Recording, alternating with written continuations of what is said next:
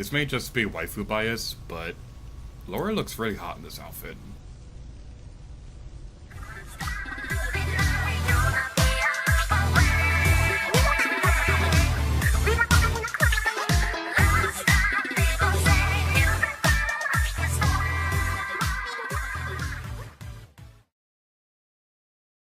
Hello lovely people of the world, my name is TheOtakuArtist, and welcome back to Let's Play Tomb Raider Underworld. In the previous episode, we went through our Path of Avalon, and I just realized that that button centers the camera behind you instead of moving the camera around or whatever. It's a little bit weird, but anyway, in today's episode, we'll be going towards Niflheim. Alright. Now, something that's pretty funny is, my notes for this very first reward here says, and I quote, "In the first hallway, you can't possibly miss it even if you tried."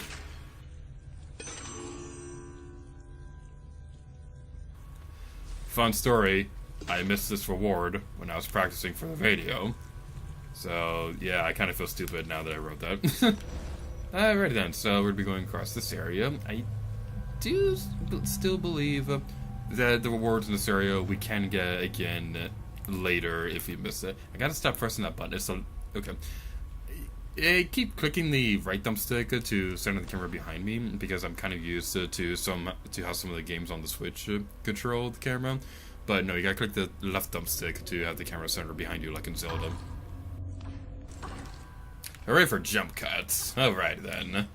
Sorry about that, I was looking over my notes for where the next reward is located. I think... No, that's a health pack. Alright. Well, the health packs, as probably mentioned this right now, they're a little bit more scarce in this game than they were in... Tomb Raider Anniversary in Legend, and I welcome this change because if you saw those Let's Plays, if you saw my Tomb Raider Legend Let's Play, you know that we had a lot of health packs by the end of that game that kind of went unused. Tomb Raider Legend has an interesting system where you can only have like 3 at a time, but I always thought that system was a bit weird. But thankfully, in this game, you have no limits on how many health packs you can carry. Around here, so it'd be another reward. We have to destroy the jars. Link may be able to destroy it by picking it up, but no, Laura just kicks it like a badass. There's any over here? Nah, it's just a health pack. Also, fun fact: if you can do like a jumping kick thing by running while pressing the Y button. So yay, melee combat!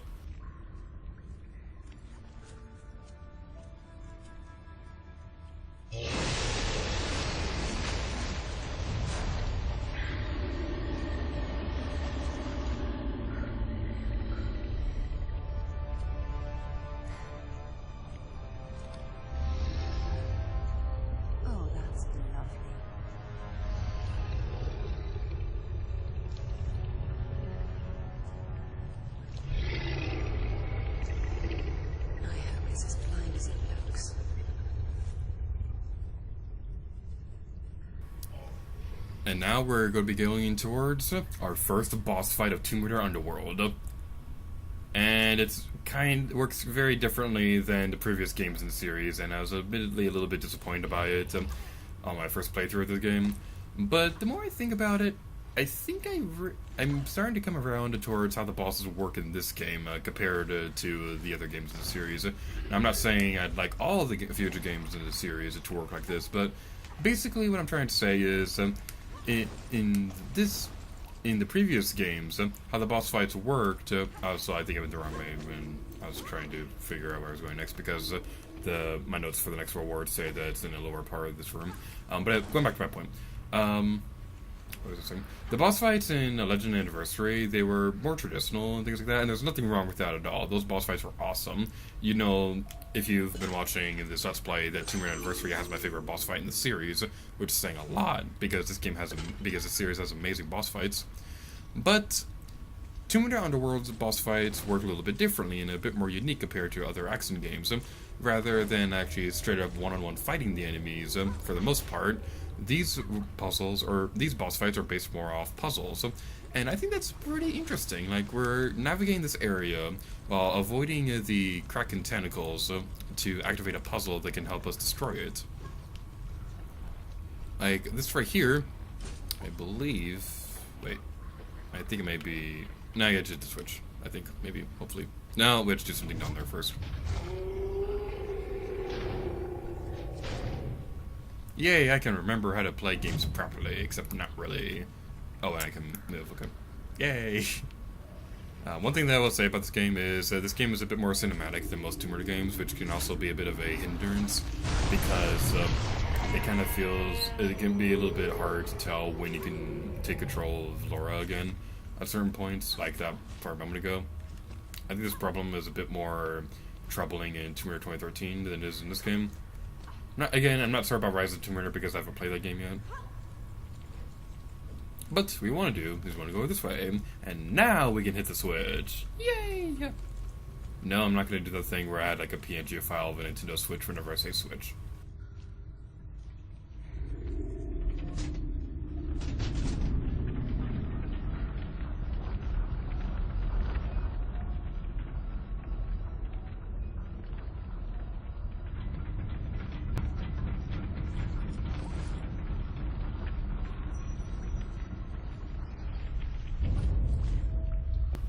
Okay, we're gonna save collecting the rest of the rewards in this level for a little bit later, until after we defeat the Kraken battle, because a lot of them would be a lot more easier if we wait for a little bit.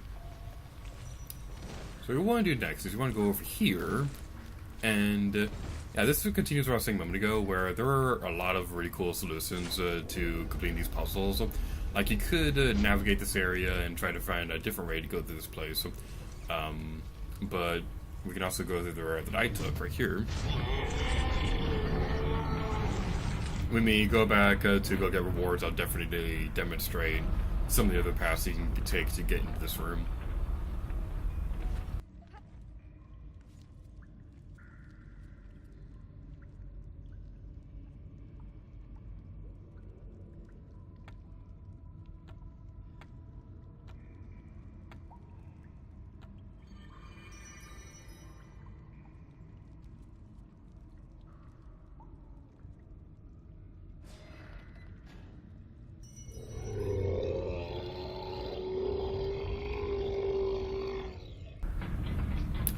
Alright then, so what we want to do is going to go this way, now that both of those levers are destroyed. And this jump right here always makes me nervous, going through this one. Wait, actually, I was thinking we can grapple that and then do a back jump onto the ledge over there, but I think I see another solution to this instead that I want to try. Let's go over here first. Can we do this? Oh, we can! Ooh, this is a lot more simpler than the dumb idea I was going to go with. Sure, my dumb idea may have been a bit more unnecessarily epic and stuff like that, and we all know how much I love being unnecessarily epic. So now we can raise the platform.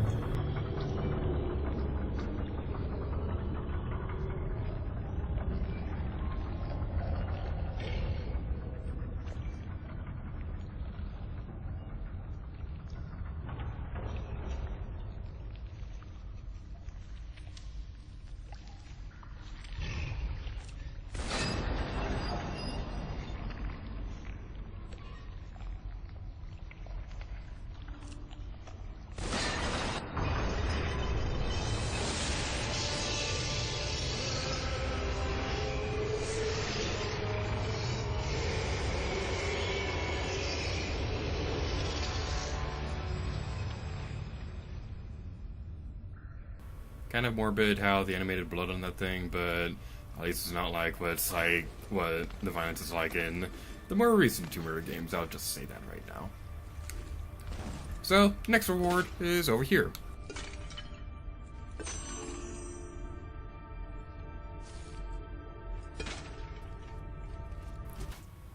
I believe in the Wii version of this game, this area works a little bit differently. Because I believe in that version, what you have to do is climb up here to activate the switch.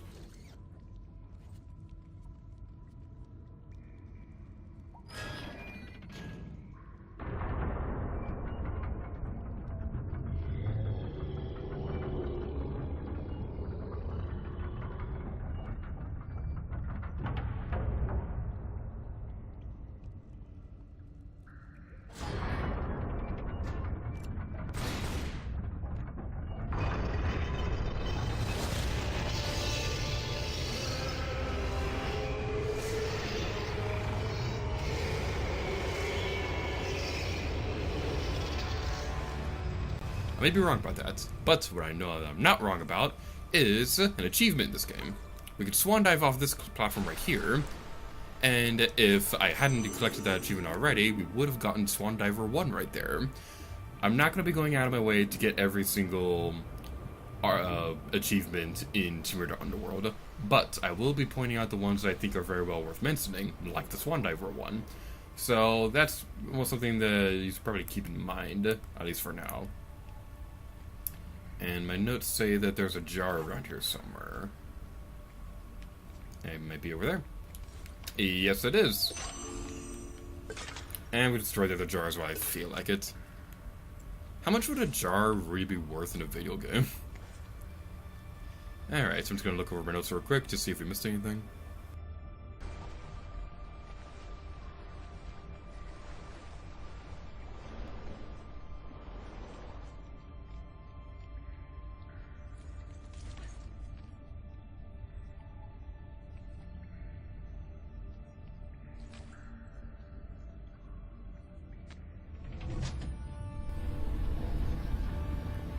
Oh, I didn't mean to open that yet. I was thinking that opened a door to a relic or something like that. But yeah. The next reward we want to go for is over here on the staircase. So yeah, that's really not that challenging to find. Alright then.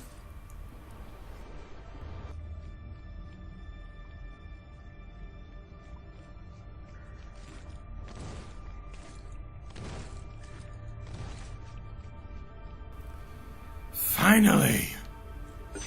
I've been here for like 20 minutes trying to find this stupid artifact. Hooray for editing! So you guys don't have to suffer through all that. Okay.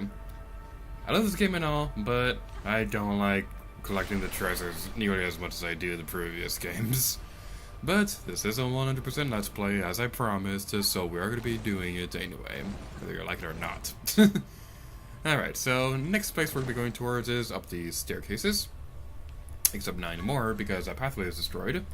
Instead, we're going to be going through a new gameplay mechanic. We're going to be climbing up these walls. And this is really cool. I really love how they animated Laura to make it a little bit more realistic as for her climbing in this area. It's kind of like a precursor to Tomb Raider 2013's platforming. Is precursor the right word? I don't know. I found that lately, whenever I try using big words like that, I find myself questioning if that's a proper term, like immediately afterwards. Maybe I should just stop using big words or stuff like that. But anyway, what we want to do is we want to go through this area, up the staircase, and into this room. Watch out for the bottomless pit right there, because it's obviously bottomless, and you're going to fall to your deathly doom. You can press the B button while walking across this tightrope to go quicker. It's pretty interesting, and I really like it, and I hope they bring it back more for future Tomb Raider games. Well, they did for Tomb Raider 2013, so I have no idea what I'm saying. And I keep clicking down the right thumbstick instead of the left one. I guess I'm doing that.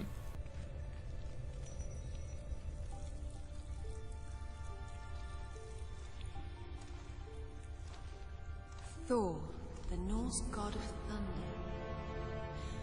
Whatever are you doing down here in Niflheim? According to the Eddas, Thor needed special iron gauntlets to wield his mighty hammer Mjolnir. Could it be?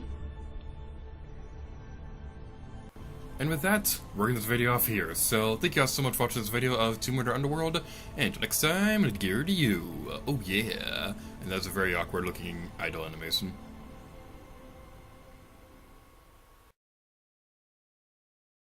Kraken. Kraken are monstrously large creatures in mythology, thought to be based on sightings of giant squid, not to be confused with sea serpents in Nordic tradition, though both were blamed for the disappearance of ships of all sizes. This beast clearly is a recent addition to this ruin, and subsequently grew too large to leave again.